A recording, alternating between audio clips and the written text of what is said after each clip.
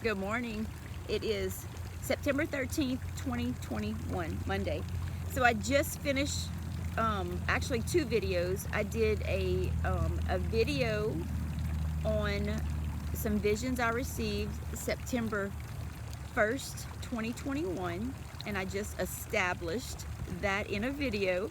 And then I just finished up part 3 of studying the book of Esther. It was chapter 4, and I'm going now to part 4. Wish they would coincide with the chapters, so part 4 is going to be chapter 5, because part 1 I did chapters 1 and 2.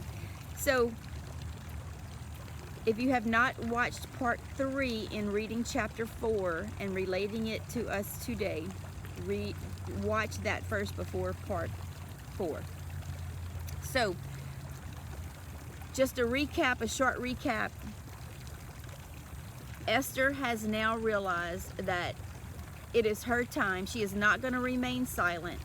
She says, if I die, I die. I'm going to approach the king and I'm going to speak up for God's people. I'm going to take a stand.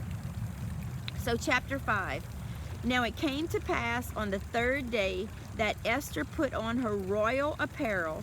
So she was getting dressed for the occasion, and stood in the inner court of the king's house, over against the king's house. And the king sat upon his royal throne in the royal house, over against the gate of the house. And it was so, when the king saw Esther the queen standing in the court, that she obtained favor in his sight. And the king held out to Esther the golden scepter that was in his hand. So Esther drew near and touched the top of the scepter. And that is one of the things that I strongly believe that God has released to the body right now. We have released favor and grace. That was in one of the videos in it wasn't September, in August, when I was praying with some friends. One of the visions I saw was a scepter. It wasn't a golden scepter, it was just a scepter. And then I started reading Esther. God started highlighting Esther, and I started seeing scepter, the golden scepter. And I believe, and I have been declaring that out of my mouth, that God has put down the scepter, the golden scepter, which is permission. It's receiving favor and grace to approach the throne. But I also see it in the natural, that God has put forth the scepter, the golden scepter, that we're able to approach authority. Not in an arrogant way, but in an Esther kind of way. And so I believe that God is releasing favor and grace over the body, specifically in people who are strategically positioned in government positions, or in positions where they are going to be able to approach authority, whether it's positions in hospitals, positions in schools, positions in corporations, positions in the government. I believe God has released favor and grace so that people specifically positioned in these areas, in these arenas, will be able to approach authority with confidence, because God has given them favor and grace. And I do believe that's a word from the Lord. And it was so, when the king saw Esther the queen standing in the court, that she obtained favor in his sight. And the king held out to Esther the golden scepter that was in his hand. So Esther drew near and touched the top of the scepter. And just in the spirit, these are some of the things I do. See the golden scepter come before you and touch the top of the scepter. See yourself in the spirit. See yourself touching and receiving that favor and grace. Then said the king unto her, What wilt thou, Queen Esther? What do you want, Queen Esther? And what is thy request? It shall be given to thee up to half of the kingdom. And this is what I see in that verse. I see that as God has given the body favor and grace to approach the king, to approach authority in the arenas I just said, that God has already touched their hearts to listen and to already give their request, and in abundance. So receive that. Be confident in that. And Esther answered, if it seem good unto the king, let the king and Haman come this day unto the banquet that I have prepared for him. Then the king said, cause Haman to make haste, that he may do as Esther hath said. So the king and Haman came to the banquet that Esther had prepared. There's so much you can learn right here. First, she waited 3 days, asked people to pray and fast and for that. Then she dressed in her apparel. She had to take time to dress. Whereas, how guilty are we? And let me say, how guilty am I, me, to react and rush and just open my mouth and just start, just start. Whereas Esther controlled her flesh. She went into a preparation. She had already known about preparation. God had already taught her about preparation and patience in the year of preparing to be queen. And so now she's taken what she learned, I believe, and not rushing to the king. She's thinking it through. She's bringing it before the Lord. She's fasting. And she's preparing. And then she approaches the king. And even in approaching the king, she takes that same wisdom she got for preparing, and she doesn't right away tell the king. She is still preparing. And she says, then verse 5, then the king said, cause Haman to make haste that he may go as Esther hath said. So the king and Haman came to the banquet and Esther had prepared. And the king said unto Esther at the banquet of wine, what is thy petition? And it shall be granted thee. And what is thy request? Even to the half of the kingdom it shall be performed. So he says that again. Then answered Esther and said, my petition and my request is, if I have found favor in the sight of the king, and if it please the king to grant my petition and to perform my request, let the king and Haman come to the banquet that I shall prepare for them, and I will do tomorrow as the king hath said. Oh, what patience Esther has. What wisdom. Lord, I pray this wisdom on your people, over me and over you. Then went Haman forth that day joyful and with a glad heart. But when Haman saw Mordecai in the king's gate, that joy was only surface, that he stood not up nor moved for him. So when Haman walked past Mordecai and saw again Mordecai taking a stand and not bowing and doing what he was commanded to do before Haman, Haman became full of indignation against Mordecai. So much to learn right there. Oh my gosh. There is so much in Esther. So I'm in Esther 5. So I have 5 more verses. Nevertheless, Haman refrained himself, and when he came home, he sent and called his friends and Zeresh his wife. And here's Haman. We're about to hear him boast and brag. And Haman told them of the glory of his riches and the multitude of his children and all the things wherein the king had promoted him, and how he had advanced him above all the princes and servants of the king. So he's just boasting and bragging. Verse 12, Haman said moreover, yeah, Esther the queen did let no man come in with the king unto the banquet that she had prepared but myself, but me. And tomorrow am I invited unto her also with the king. I don't know how bright this is.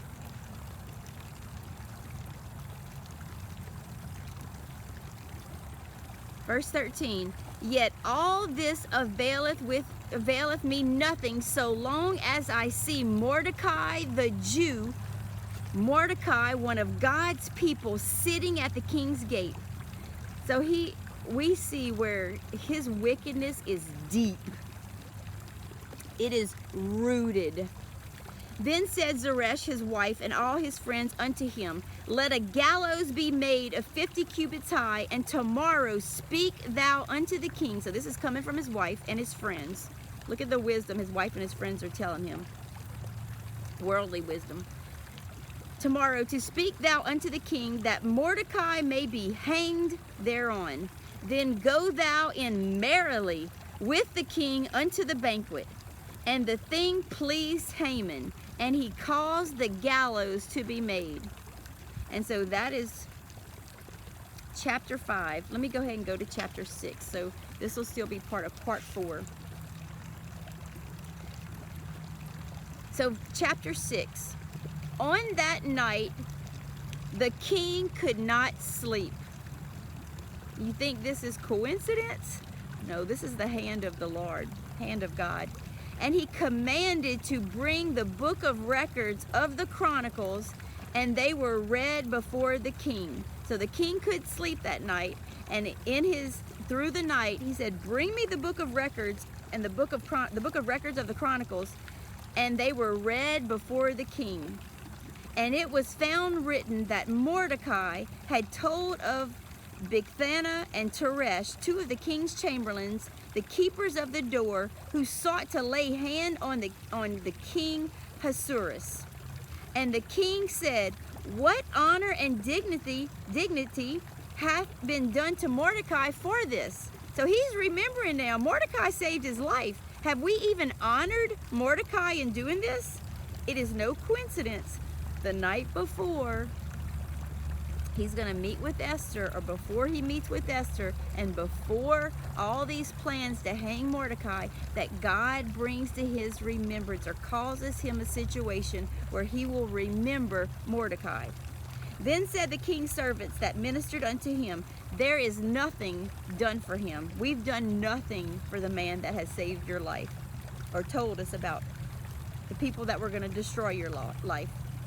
Verse 4, And the king said, Who is in the court? Now Haman was come into the outward court of the king's house to speak unto the king to hang Mordecai on the gallows that he had prepared for him. So here is a prime example of God preparing hearts, the heart of authority, before somebody approaches him. I'm not saying Haman's the wicked person, but this is key, and this is one way God will prepare hearts. So these people that God are positioning, strategically positioning in those arenas, those worldly arenas I mentioned earlier, you can start praying for the body, for these people. Stand in intercession, in the gap for these people, and say, Lord, prepare the heart of authority, whoever's in authority, whoever they're going to approach, prepare their heart before these Esthers, or before these people of God approach the authority. And God can wake them in a dream. God can make them not sleep and bring something to their remembrance.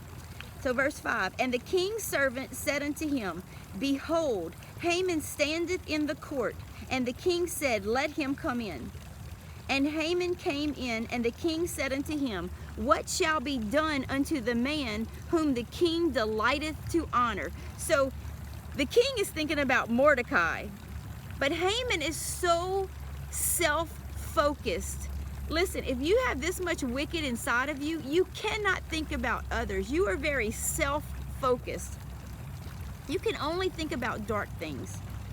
He's so full of pride. So Haman came in, and the king said unto him, What shall be done unto the man whom the king delighteth to honor? Now Haman thought in his heart, To whom would the king want to delight to honor more than myself?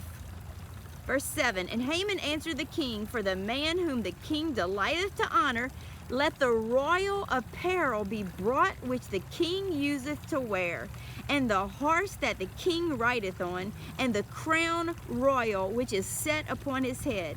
And let this apparel and horse be delivered to the hand of the king's most noble princes, that they may array the man with all whom the king delighteth to honor, and bring him on horseback through the street of the city, and proclaim before him, Thus shall it be done to the man whom the king delighteth to honor. Then the king said to Haman, make haste, and take the apparel and the horse, and thou hast said, and do even so to Mordecai the Jew, that sitteth at the king's gate. Let nothing fall of all that thou hast spoken. Verse 11, then took Haman the apparel and the horse, and arrayed Mordecai, and brought him on horseback through the street of the city, and proclaimed before him, thus shall it be done unto the man whom the king delighteth to honor. And Mordecai came again to the king's gate, but Haman hasted to his house mourning, and having his head covered. And Haman told Zeresh his wife and all his friends everything that had befallen him. Then said his wise men and Zeresh his wife unto him, if Mordecai be of the seed of the Jews, before whom thou hast begun to fall, thou shalt not prevail against him, but shall surely fall before him. Last verse of chapter 6. And while they were yet talking with him, came the king's chamberlains, and hasted to bring Haman unto the banquet that Esther had prepared. So let me just read the commentary for chapter 6, 1 through 12. No doubt the Lord took away the king's desire to sleep in order for him to explore the archives, revealing where Mordecai had exposed an earlier assassination plot against the king. Upon this discovery, the king planned to honor Mordecai publicly, but Haman thought this banquet was to honor him. What an embarrassment to Haman that the king was going to honor Haman's greatest enemy. And so let me just back up, and I want to just go over something I thought I saw.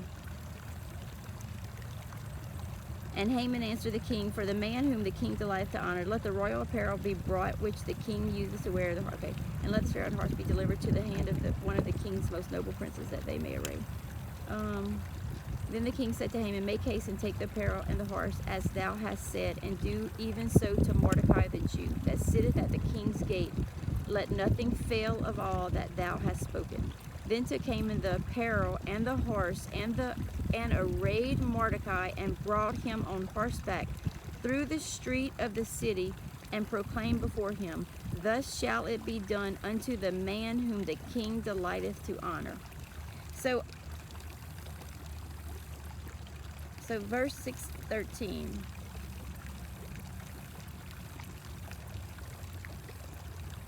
So I'm gonna have to reread this, and maybe y'all can read it too. And so I didn't see it before, but it looks like that Haman took the apparel and everything and the horse and placed it on Mordecai. Let me keep reading 7 because I don't want to end this video yet. So the king and Haman came to banquet with Esther the queen, and the king said again unto Esther on the second day at the banquet of wine, what is thy petition, Queen Esther? And it shall be granted thee. And what is thy request? And it shall be performed, even to the half of the kingdom. So he states it for a third time. I'm just making note of that. Then Esther the queen answered and said, if I have found favor in thy sight, O king, and if it please the king, let my life be given me at my petition, and my people at my request. Verse 4. And so here she said it. For we are sold, I and my people, to be destroyed, to be slain, and to perish.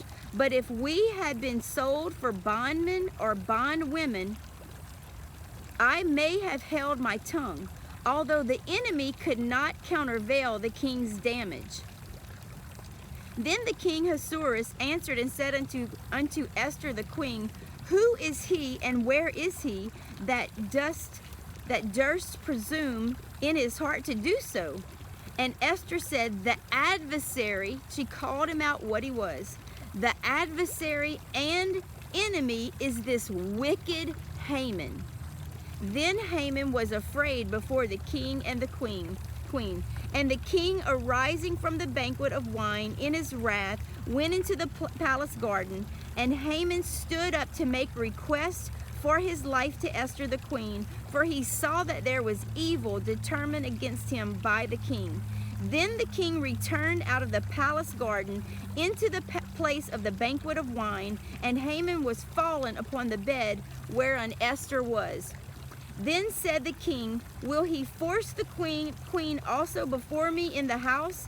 As the word went out of the king's mouth, that is key, as the word went out of the king's mouth, they covered Haman's face. And Harbonah, one of the chamberlains, said before the king, behold also the gallows 50 cubits high, which Haman had made for Mordecai, who had spoken good for the king, standeth in the house of Haman. Then the king said, hang him thereon. This is a huge reverse. I do keep seeing reverse, but I don't think, I'm gonna have to look into it more, but I feel like reverse is more for 2023 or 5783. But I am seeing reverse. So this reverse is also, you reap what you sow. It's a principle of reaping what you sow. Verse 10, the last verse in chapter 7. So they hanged Haman on the gallows that he had prepared for Mordecai. Then was the king's wrath pacified.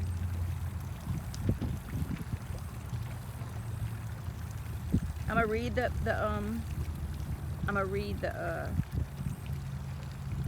I do want to look again, because what I never saw before that it looks like, I want to get out another translation and another study Bible and commentary and look. It looks like the royal garments, the horse and everything was already placed on Mordecai. If I'm reading that right, I want to see if I'm reading that right. So I'm going to end this was part, I don't remember what part this was. I think this was part 4 that I kept reading. So we're studying the book of Esther as it relates to today. So feel free, listen, I'm doing this, I have, of course, the YouTube channel. If you want to share this with anybody, all you have to do is go to the YouTube channel, and once you watch it, there's a little share icon. You can share and copy the link to this. I have a group in Facebook called Living That Christ Life. It's a private group. Anybody can join. And I would love it if you're in that group, and I post these videos in the comment section. Talk about what you're seeing. Talk about, you have a part in all of this. Maybe God is showing you something in this season. I would love to hear it. This is my part, and I'm speaking forth my part, but you have a part also. So I pray that you have a double blessed day today.